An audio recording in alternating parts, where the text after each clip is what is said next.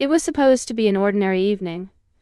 I wasn't expecting anything unusual as I came home from the mall, juggling shopping bags and my phone, while the fading sunlight spilled golden light through the windows. But the moment I walked into the living room, everything changed.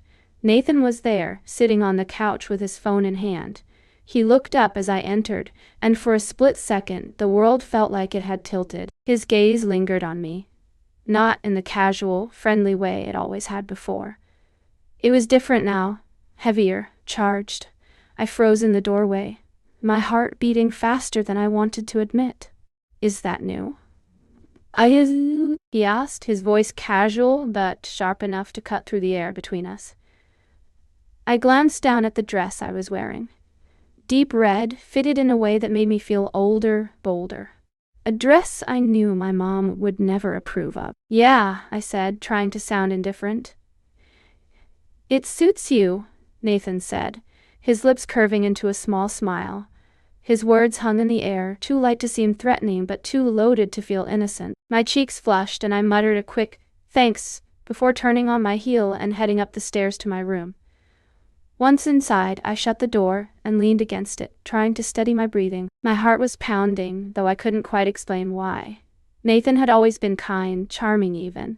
He'd been in my life for 3 years, ever since he and my mom started dating. In many ways, I'd admired him. He had a way of making everyone feel at ease, his confidence infectious. He was the kind of man who always had the answers, who could fix a leaking pipe or calm an argument with a single joke. But tonight, something was different. I stared at my reflection in the mirror, my fingers brushing the fabric of the dress. I'd bought it on a whim, drawn to how it made me feel. Bold, confident, grown up. But now, all I could think about was the way Nathan had looked at me. My phone buzzed, pulling me out of my thoughts. "Mom, won't be home until late. Nathan's making dinner." "Great," I sighed, tossing my phone onto the bed. The idea of sitting across from him at the dinner table, feeling his gaze on me, made my stomach twist. Still, I couldn't avoid him forever. Dinner was awkward, though Nathan didn't seem to notice. He kept the conversation light, asking about my day, commenting on the dress again. "You really look grown up in that," he said, his tone warm but his eyes lingering just a second too long. "Thanks." "Oh." Focusing on my plate. Afterward, I retreated to my room, determined to avoid any more awkward moments. But as I lay in bed, staring at the ceiling, I couldn't stop replaying the scene in my mind. Was I imagining things? Overreacting? The next morning, I told myself I'd forget about it.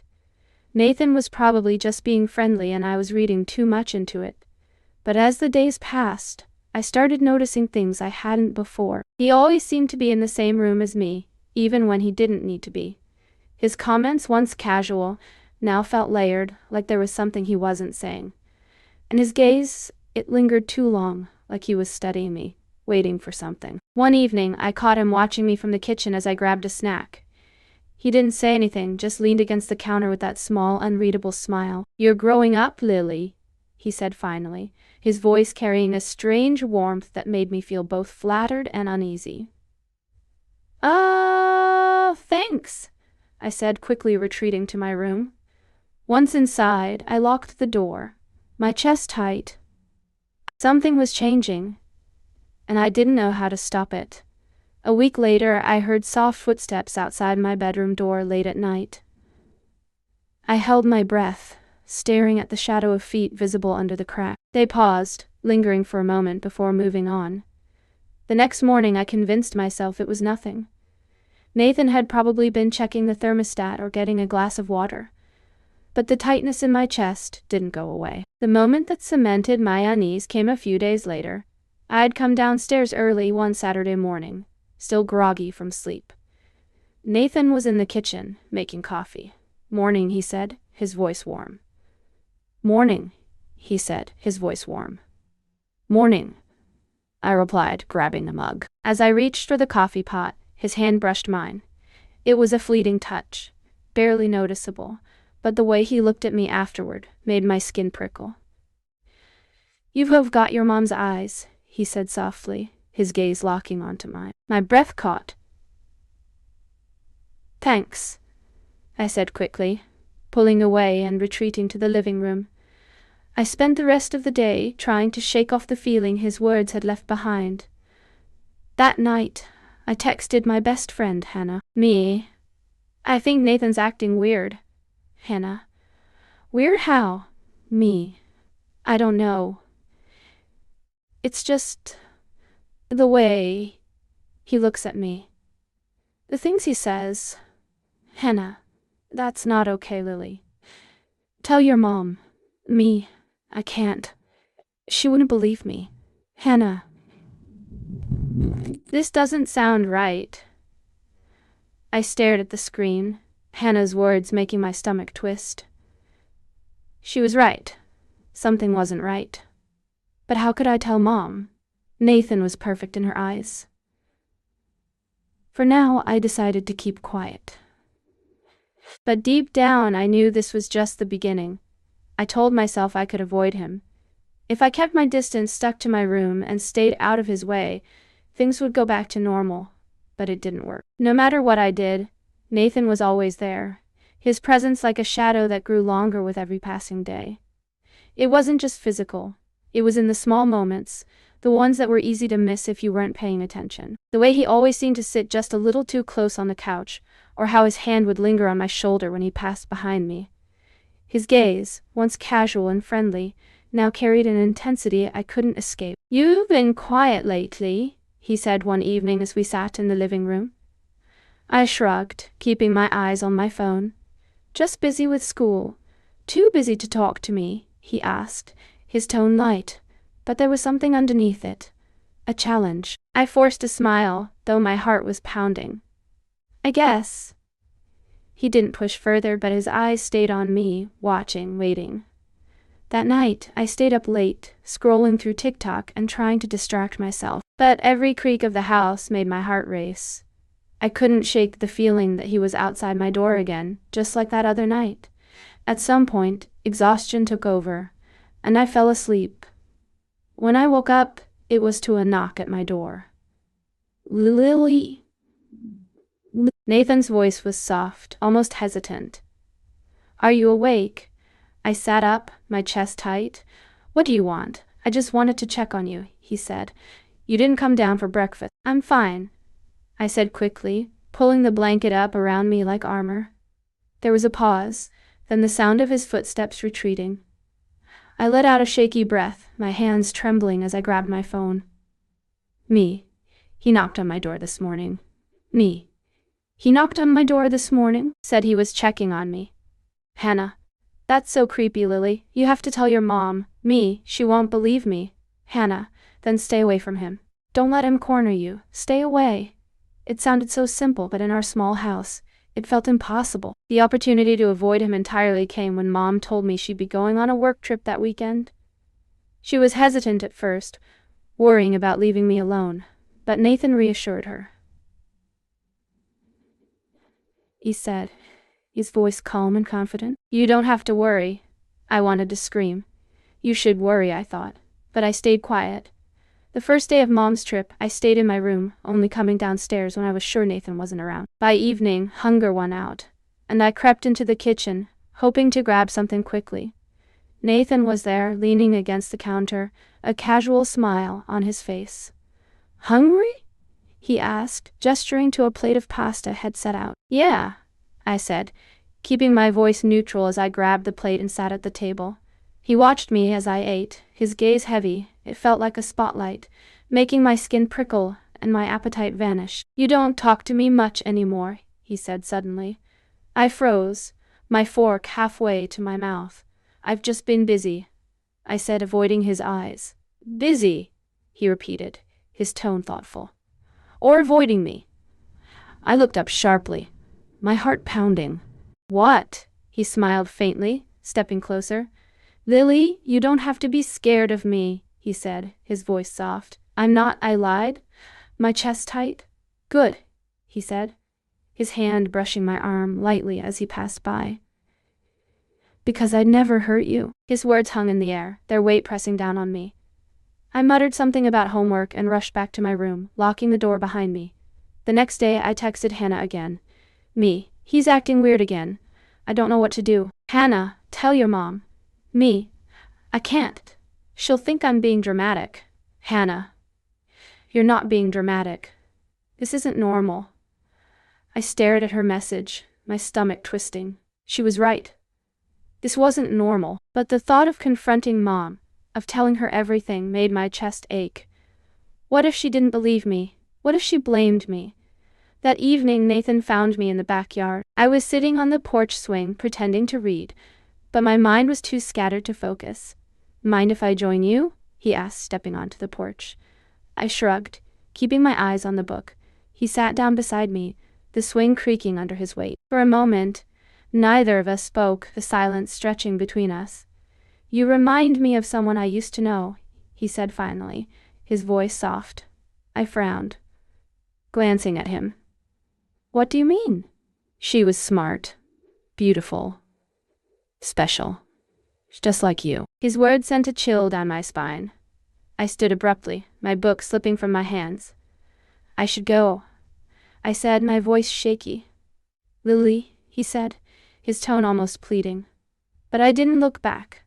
That night, I lay awake, staring at the ceiling. His words echoed in my mind, mixing with every look, every touch, every comment that had made my skin crawl. I couldn't keep pretending this wasn't happening. Something had to change, but I wasn't ready to face it. Not yet. The morning after the porch swing incident, I stayed in bed longer than usual, hoping Nathan would leave the house or get too busy to notice me.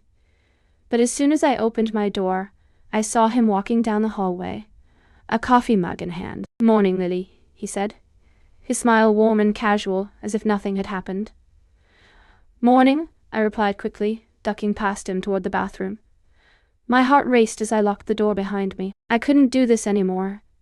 The awkward exchanges, the suffocating feeling of his presence, the weight of his words hanging in the air.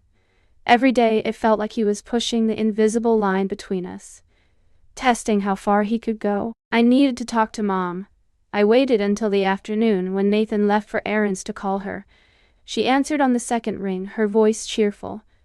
Hey, sweetie. Everything okay? I hesitated, my throat tightening. Yeah, it's fine, I said, my voice trembling. She picked up on it immediately. Lily, what's wrong? I opened my mouth, but the words refused to come. How could I explain what was happening without sounding crazy? Without ruining her relationship with Nathan? It's nothing, I said finally. I miss you. Oh, honey, she said softly. I'll be back tomorrow night, okay? Just hang in there. Nathan's taking good care of you, isn't he? My stomach twisted. Yeah, I lied. Good. Love you too, I said, ending the call. I sat on my bed, staring at my phone. I'd failed again. That evening, I tried to stay out of his way, but Nathan had other plans. I made dinner, he said, poking his head into my room. Come eat with me. I'm not hungry, I replied, not looking up from my book. Lily, he said, his tone firmer now. I'm not letting you skip meals. Come on. Reluctantly, I followed him downstairs, my stomach churning. He'd set the table, candles flickering in the center like we were at some fancy restaurant. What's with all this? I asked, forcing a laugh. Just thought I'd do something nice, he said, sitting across from me. The meal passed in uncomfortable silence, his gaze lingering on me every time I glanced up. I ate quickly, desperate to escape. You've been avoiding me, he said suddenly, setting his fork down. My heart skipped a beat. No, I haven't. Yes, you have, he said, leaning forward. Is something wrong? No, I said, standing up. I just have a lot of homework. Thanks for dinner, Lily, he said, his voice low, almost pleading. I froze, gripping the back of the chair. I care about you, he said, his eyes locking onto mine. You know that, right? I nodded quickly, muttering something about needing to study before rushing back to my room. That night I didn't sleep. Every sound in the house made me jump, every creak of the floorboard sending my heart racing. Around midnight, I thought I heard footsteps outside my door again, but I was too scared to check. Instead, I texted Hannah. I can't do this anymore. Hannah, what happened? Me keeps saying things, looking at me like he's waiting for something. Hannah, that's it. You have to tell your mom. Me. I tried. I couldn't. Hannah, then I'll call her for you. Me. No. Please don't. She didn't reply after that, and I stared at the screen, guilt twisting in my stomach. I knew she was right. I couldn't keep this to myself, but the thought of saying the words out loud felt impossible. The next day, Nathan cornered me in the backyard again. I was sitting on the porch swing, pretending to read, when he came outside and sat down beside me. Mind if I join you? He asked, though he was already settling in. Sure, I muttered, my stomach nodding. For a while we sat in silence, the air between us thick with tension. You remind me of someone I used to know, he said finally, his voice soft. I frowned, glancing at him. What do you mean? She was special, he said, his gaze distant. Beautiful, strong. Just like you. I felt my throat tighten, my hands gripping the book in my lap. That's nice, I said awkwardly, standing up. I should go. Lily, he said, his tone shifting. Wait. I hesitated, one foot on the porch steps. You don't have to be scared of me, he said, his eyes locking onto mine. I'd never hurt you. His words sent a chill down my spine, and I forced myself to keep walking, my legs shaky as I headed inside. That night, I finally made up my mind. I couldn't keep living like this, constantly on edge, waiting for the next time Nathan would push the line. I would tell Mom. I rehearsed the conversation in my head, imagining how I'd explain everything. The words felt clumsy and heavy, but I knew I had no choice. But when the next day came, I found myself frozen again, unable to make the call. I needed more time, but time was running out. The morning started quietly. Almost too quietly. The kind of quiet that made my skin crawl, like the world was holding its breath, waiting for something to happen. Nathan was already up when I came downstairs, sipping coffee at the kitchen table. Morning, he said, his tone light. Morning, I mumbled, grabbing a granola bar from the counter. I wasn't planning to stick around, but before I could retreat back to my room, he spoke again. Your mom's flight got delayed, he said casually. She won't be back until tomorrow. He froze the granola bar halfway to my mouth. What? Bad weather, he said, his eyes lingering on me for a moment too long. She called while you were asleep. Okay, I said quickly, turning to leave. Lily, he called after me, his voice softer now. I stopped, my stomach twisting. Yeah? You don't have to keep avoiding me, you know, he said, his tone filled with something I couldn't quite place. I'm not the bad guy here. I didn't respond. Instead, I hurried back to my room, my heart racing. By the time evening rolled around, I was starving.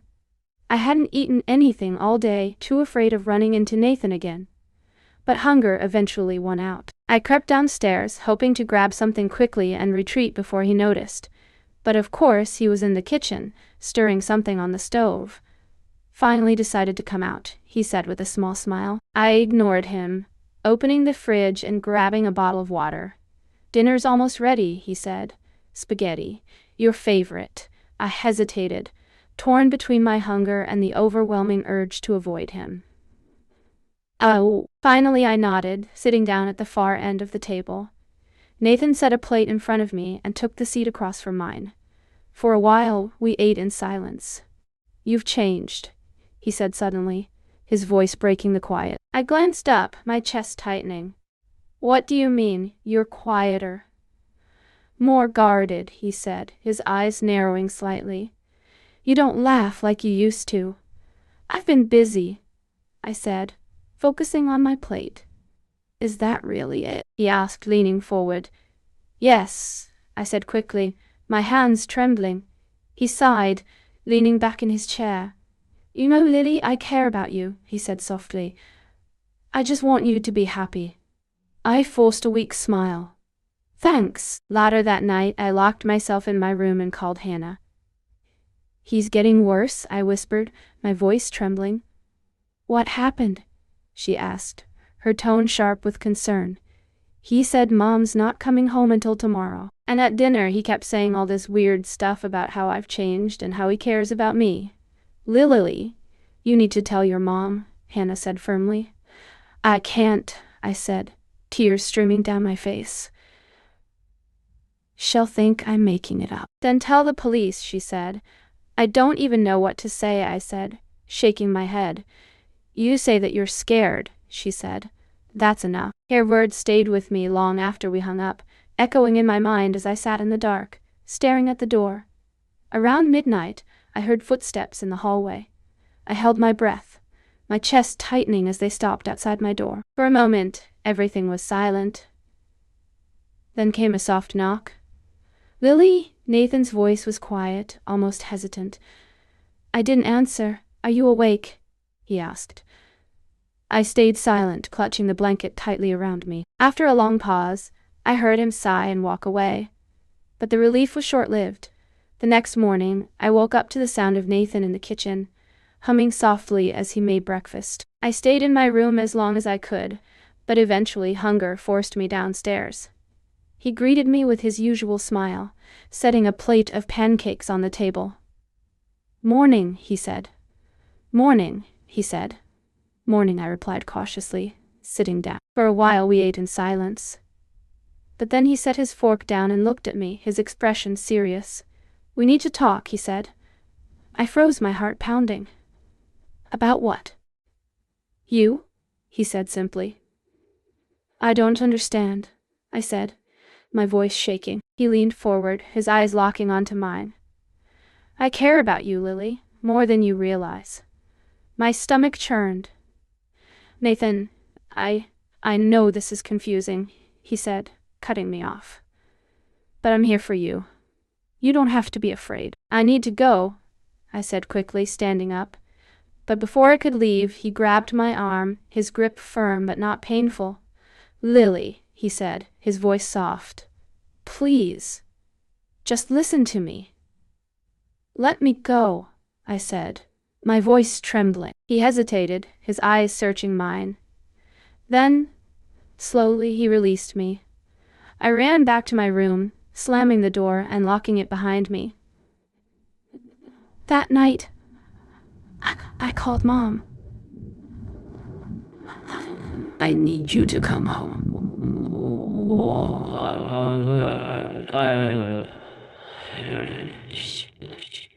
She asked, concern flooding her voice. It's Nathan, I said. He's acting weird. I don't feel safe. There was a long pause. Lily, what are you talking about? I can't explain it over the phone. I said, please, just come home. I'll see if I can change my flight, she said finally. I'll call you back. I hung up, my hands trembling. I didn't know if she believed me, but at least I'd said something. That night, the house was too quiet. Every creak of the floorboards made my heart race. Every shadow outside my window sent chills down my spine. And then I heard it, the unmistakable sound of footsteps outside my door. The footsteps outside my door were soft, deliberate. My heart pounded as I sat frozen on the edge of my bed, straining to hear. Lily, Nathan's voice came, quiet and almost pleading. Can we talk? I didn't answer. The doorknob rattled, and I jumped. Please, he said. I just want to explain. My hands trembled as I grabbed my phone, my mind racing. Mom hadn't called back yet. I was on my own. I'm not opening the door, I said, my voice shaking. There was a pause. Then his voice softened further. I know you're scared, but you don't have to be. I'm not the bad guy, Lily. I clutched my phone tighter, my finger hovering over the emergency call button. Go away, Nathan. Another long pause. Then, okay, but we're going to have to talk, eventually. You know that, don't you? I didn't respond, and after what felt like an eternity, I heard his footsteps retreating. The next morning, I stayed locked in my room until I heard him leave the house. Only then did I venture downstairs, my stomach growling with hunger. I grabbed a granola bar from the pantry, my hands still trembling. My phone buzzed, and I grabbed it eagerly, hoping it was Mom. Mom, I'm on the first flight home. Be there by noon. I'm on the first flight home. Be there by noon. Relief washed over me, though it was mixed with the dread of knowing Nathan would be back long before then. When Nathan returned around mid-morning, I was in the living room pretending to watch TV. I didn't want to be caught hiding in my room when Mom got home. I needed to act like everything was fine. He walked in, his expression unreadable, and sat down on the couch across from me. "We need to talk," he said. I tensed, my eyes fixed on the screen. "I don't think we do." "Yes, we do," he said, his voice firm but calm. I turned to him, my stomach twisting. "Nathan, whatever you're trying to say, whatever this is, it has to stop." His jaw tightened.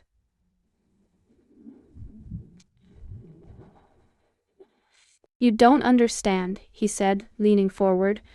"This isn't just about me. It's about us. There is no us," I said sharply, my voice trembling. For a moment, he just stared at me, his expression a mix of frustration and something darker. "You feel it too," he said quietly. I stood abruptly, my heart pounding. "I'm going to my room." Before I could move, he stood too, blocking my path. "Don't run from this, Lily," he said, his voice soft but insistent. "Get out of my way," I said, trying to keep my voice steady. He hesitated, his eyes searching mine. Then slowly, he stepped aside. I bolted upstairs, slamming the door behind me and locking it. The next hour was a blur. I stayed in my room, pacing back and forth as I waited for Mom to get home. When I finally heard the sound of her car pulling into the driveway, I nearly collapsed with relief. I ran downstairs as she walked through the door, her face lighting up when she saw me.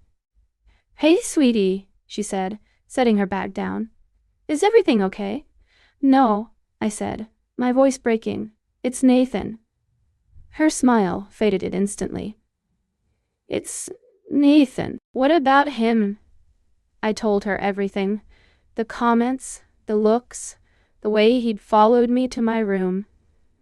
By the time I finished, my hands were trembling and tears were streaming down my face.